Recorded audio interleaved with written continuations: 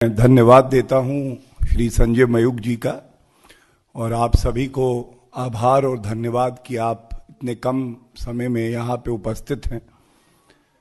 आज की ये प्रेस वार्ता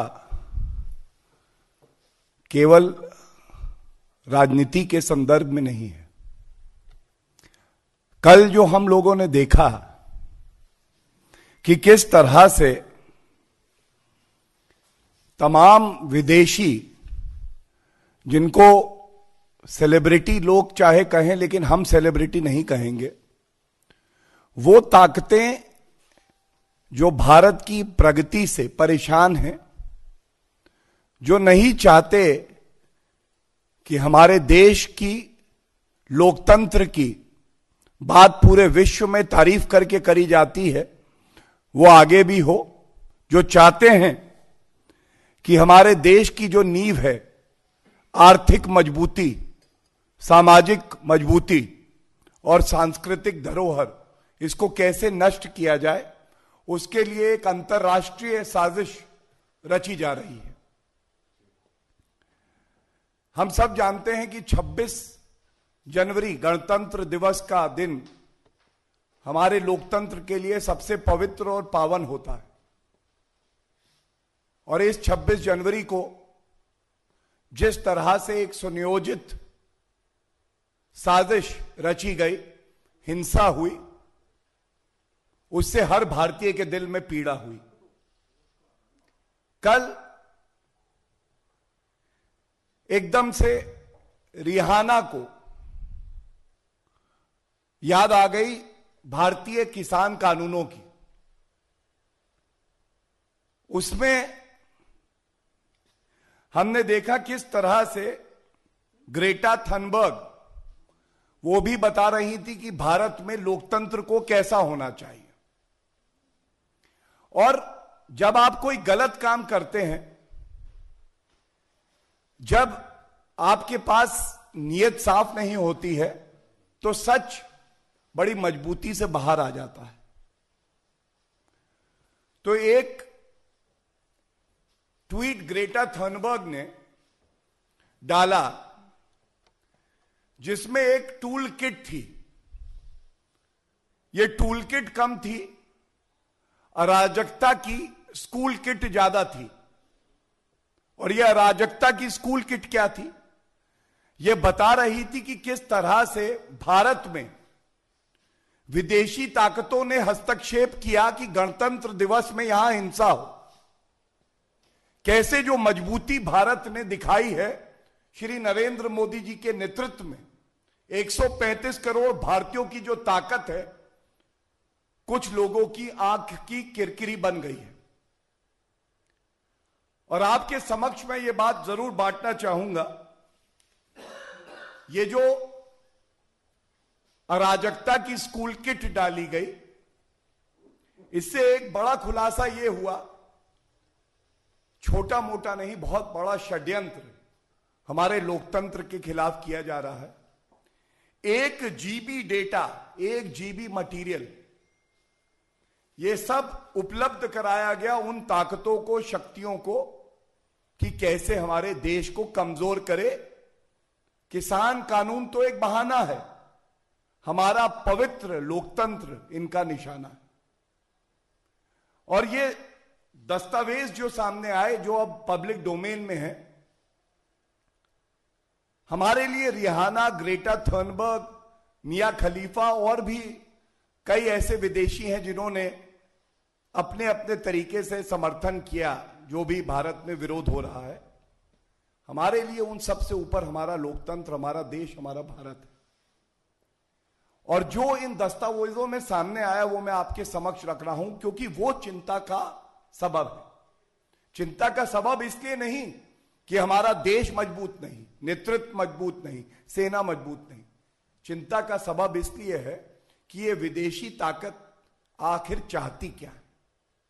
और दूसरा हिस्सा जो मैं अभी प्रेस कॉन्फ्रेंस में बाद में उठाऊंगा, कि हमारे नेतृत्व से, नरेंद्र मोदी जी से नफरत करते हुए हमारा विपक्ष देश के प्रति उनकी क्या जिम्मेदारी है वो भी भूल गया। तो दस्तावेजों में यह सामने आया कि ये जो आंदोलन चल रहा है ना, इसमें एक कमजोरी है। वो कमजोरी क्या है? वो कमजोरी ये है कि अगर मान लो ये 3 कानून वापस भी हो जाते हैं तो इसके बाद का क्या प्लान है? मतलब स्पष्ट है कि ये 3 कानून से इन्हें कोई लेना देना नहीं है। जो हमारी आर्थिक ताकत है, हमारी सांस्कृतिक ताकत है, हमारा समाज जो एकजुट होकर रहता है, वो इनको अब अखरने लगा है। और इसीलिए ये विदेशी ताकतें हमारे देश पे हमला कर रही हैं। और जो संगठन सामने आए, उनकी इतनी हैसियत नहीं है कि भारत का नुकसान कर सकें, लेकिन उनके ऐसे कुछ अपवित्र सपने जरूर हैं कि वो भारत को खंडित करेंगे, हमारी संप्रभुता को चोट पहुंचाएंगे। और मैं पुनः कहता हूं कि हमारी ताकत के सामने वो कभी नहीं खड़े होंगे। लेकिन आज इस प्रेस वार्ता के माध्यम से पूरे भारत को यह पता होना चाहिए कि आपसे नफरत करने वाले, जलन करने वाले, आपको चोट पहुंचाने वाली कुछ विदेशी शक्तियां, ये जो किसानों का विरोध चल रहा है, इसका बहाना लेकर एक साजिश कर रही हैं। और मैं ये भी स्पष्ट कर दूं कि भारत में संविधान से देश चलता है, विरोध करना संवैधानिक हक है, लेकिन हमें किसी विदेशी ताकत का सर्टिफिकेट नहीं चाहिए। अपना सर्टिफिकेट आप कहीं और दीजिए। भारत के मजबूत लोकतंत्र में एक विदेशी सर्टिफिकेट की जो बताएगा कि भारत में गलत तरीके से संविधान तोड़ा जाता है, तो हमें ऐसा सर्टिफिकेट नहीं चाहिए। और एक बात मैं और कहूंगा, हमारे जितने भी मतभेद हों, हम लोग आपस में कुछ भी कहें, लेकिन आज ये समय भी आ गया है कि विपक्षी पार्टियों को भी आत्मचिंतन करके अपने गिरबान में झांकना चाहिए। क्या आप सरकार का विरोध करते हुए या श्री नरेंद्र मोदी जी से नफरत करते हुए वो कार्य करेंगे जो विदेशी ताकतें भारत को कमजोर करने के लिए कर रही हैं? कल जब ये ट्वीट आए, ये सारे जो विदेशी लोग हैं, तो उसको और मुखरता से फैलाने वाले, उस पे कमेंट करके ट्वीट करने वाले कोई और नहीं, कांग्रेस पार्टी के ही वरिष्ठ नेता थे। आपकी परेशानी सरकार से हो सकती है, भारतीय जनता पार्टी से हो सकती है, लेकिन कांग्रेस पार्टी, एक बात याद रखिएगा, देश मजबूत रहेगा तभी आपका वजूद रहेगा। देश को कमजोर करेंगे तो यह भारत में भारतीय जनता पार्टी का शीर्षस्थ नेतृत्व सहन नहीं करेगा। और सवाल यह भी उठ सकते हैं कि जब जब राहुल गांधी भारत छोड़ के बाहर जाते हैं तो क्या वो भी इस साजिश के हिस्सा होते हैं? लंदन में ईवीएम पे सवाल उठना, जब इलेक्शन कमीशन ऑफ इंडिया कहता है कि मैं चुनौती देता हूं, आप यहां पे बात करिए। चाइनीज एम्बेसडर से मिलना, रात के अंधेरे में किसी को पता ना चल जाए, झूठ मीडिया पकड़ता है तो कहते हैं यहां मिले। और पुनः केरला की प्रदेश महिला कांग्रेस, मेरे हाथ में उनका ट्वीट है, शब्दशः जो भाषा इस ट्वीट में है वही भाषा ये अंतरराष्ट्रीय संगठन जो हैं वो फैला रहे थे कि ये इस भाषा का प्रयोग करो। तो क्या आज ये भी प्रश्न नहीं उठेगा कि कम से कम विरोध करते करते ऐसा ना करिए कि देश का नुकसान कर दीजिए। और मैं इस मंच के माध्यम से भारतीय जनता पार्टी की तरफ से बड़ी जिम्मेदारी से एक बात कहूंगा। कभी कभी ऐसे प्रकरण हो जाते हैं जो विरोधाभास होने के बावजूद, अलग अलग मत होने के बावजूद देश को मजबूत कर देते हैं, देश को एकजुट कर देते हैं। और ऐसा ही कुछ हमने देखा है।